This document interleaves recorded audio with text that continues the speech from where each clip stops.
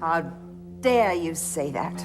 It's the truth. Don't say anything you're gonna regret, Amanda. She should be the one with regrets. Oh, yes, I have regrets. But that doesn't mean to say I didn't love my father. I loved him with all my heart. Then why did you break his? Look, Amanda, I know better than anyone how you must be suffering, and I know how you want to lash out and hurt Don't him. patronize me. Finding out that you were the chief, do you think that helped him, Iris? Do you think that made him feel better? All right. And you think your kidnapping didn't contribute to his death? I never betrayed my father. There was not one moment when he didn't know that I would stand by his side. I respected him more than anyone else in the world. I would never turn my back on him. Amanda, I loved my father too. And whether you like it or not, I am part of the world that he created, and I have no intention of leaving that world. Well, I can make you leave this office. Security, please. It's all right. Don't worry about it. I'm going. Yes, security. But I'll be back. You can count on it. What's the point in that? Yes, Mrs. Wheeler is leaving Matt Cory's office. Can you please be sure that she is escorted directly out of the building? And I never want to see her back here again. Amanda, she was just looking. I don't care what she was doing. I never want to see her in my father's office Amanda, again. You! Discussing company business with her. How could you? It's just strange. What? Thinking about a world without Mac. There were an awful lot of people at that memorial. Well, he influenced a lot of people. Yeah, but everybody there, I mean, every single one of them owned a little piece of Matt Cory. I mean, it's like they all had a claim on him. Well, what's wrong with that? I just couldn't do it. Couldn't do what? Be involved? Not like that, no. So how do you feel anything if you're not involved? I mean, isn't that what it's all about? When I was a kid, I used to love this story about this old guy who traveled all around the country planting trees. Johnny Appleseed. Yeah, well, he was a real guy. I mean, it wasn't just a story. He had a life. And I used to think he did a hell of a lot of good, just going around, planting his trees, and moving on and doing it again. I used to think his life would be so sad. I thought, God, this guy must be terribly lonely. No, not if that's all he knew. I mean, you can't miss what you never had. You don't get lonely if you don't get involved.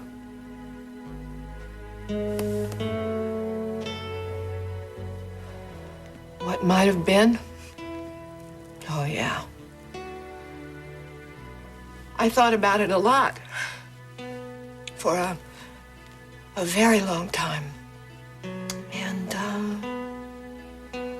And then I just stopped. Why? Luke, I was a teenager. Noah and Abigail were both gone. You were gone.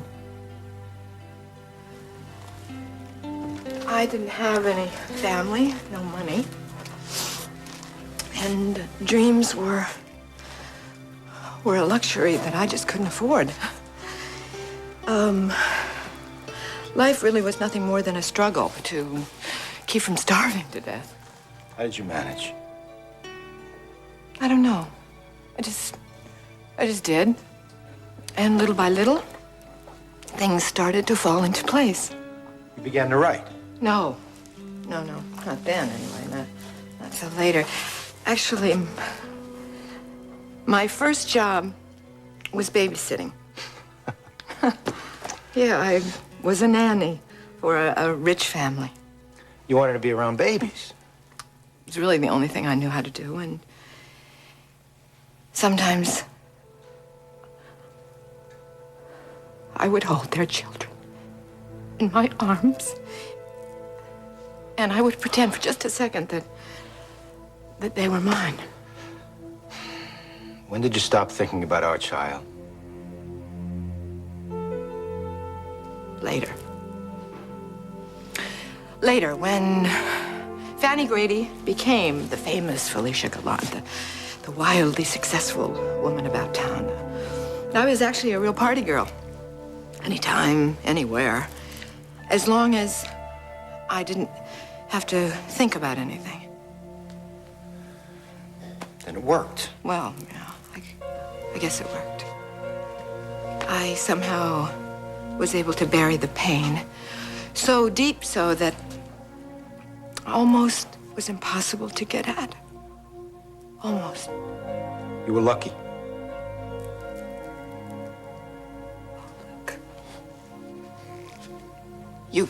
You couldn't bury it, could you?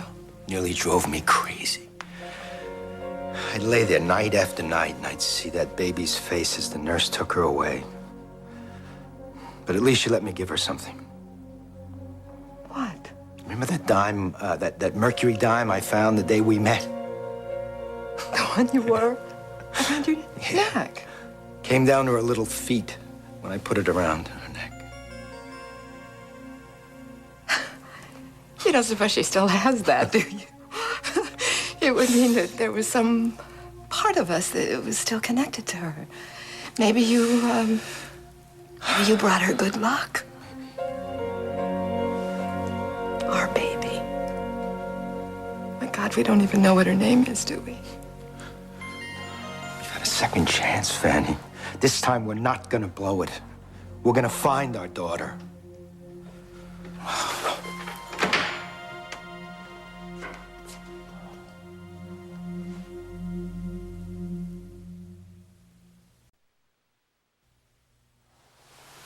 Mitch. Hi. Hi. Abigail was here. She left 5 minutes ago. It was really a dead end. Why? She told us that it was a police chief who had taken the baby. It's ex-police chief. Right. Right. He's dead now, and she's certain there are no records. She lied once, she'd do it again. Yes, she would, wouldn't she? Of course she would, to get back at us. But I don't care. I'm gonna keep looking. I'm gonna hire detectives. There's gotta be a trail, even if it's a cold one. I hope you're right. I'll be in touch. Yes, okay. Luke, thank you.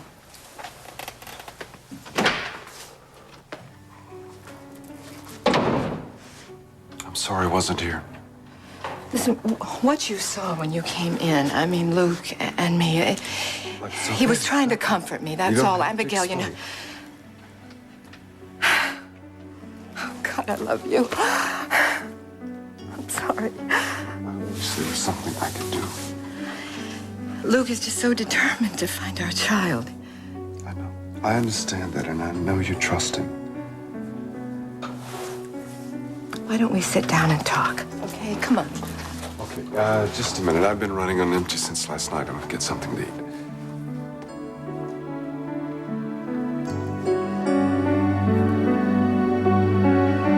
So what are you accusing me of? You were discussing business. I was not Iris. discussing business with Iris. I was simply discussing how she feels. The woman is hurt. I don't care.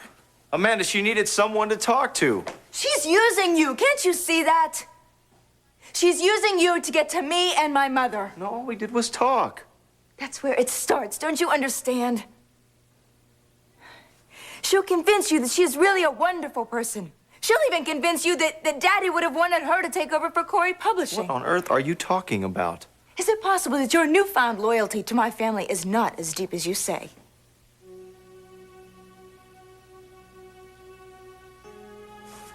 I thought we were friends, Amanda. Wait, Evan, look. I'm sorry. We are friends. I'm sorry.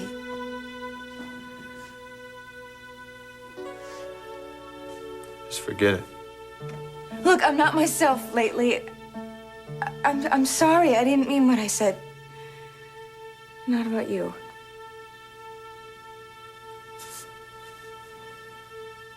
Okay, let's just forget it. It's just, you know, walking in here and seeing Iris. Look, she lost him too, Amanda. Excuse me, I'm sorry to bother you, but What is it, Karen? Well, things are sort of starting to pile up, but some of it's urgent. I see. Well, call Mrs. Cory. No, that's all right. I'll handle it. I'll start with returning phone calls.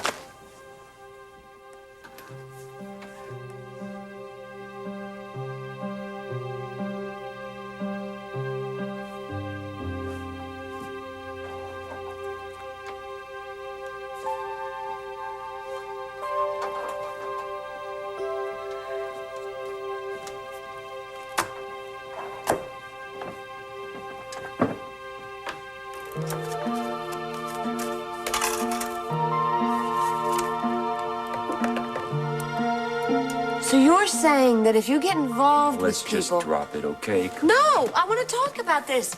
Wait, you're saying that if you get involved with people, then you're going to be lonely? See, that doesn't make any sense to me. It makes sense to me. So you would never develop any kind of closeness towards someone? Not if I don't have to. So you'd never risk getting hurt? I don't want to be analyzed. No, you don't even want to be talked to or looked at. Well, go ahead and lead your uninvolved, selfish life. Nobody cares. I mean, nobody will care.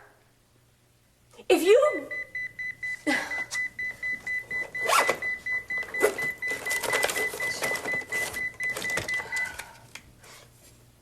Can I use your phone? No, it's shut off. The phone company found out I was tapping an old line. Well, then I gotta go back to the office. What now? What's it to you? I just... What? I don't think you're ready. Beg your pardon? You go to work every time you don't want to feel stuff. Like what? Like feeling bad about Mr. Cory. Oh, unbelievable. Now you're talking about my feelings. Just forget I said it. No! Maybe you're right. Maybe that's what I do. But at least I have a job. And Cass and Zach need me. If you want to stay, What? you should stay. No, you would not understand this. But I have responsibilities to other people. Look, I just thought that for your sake... For maybe my you sake? Derek, listen to me. I like people. I like being involved with people. That's why I became a lawyer.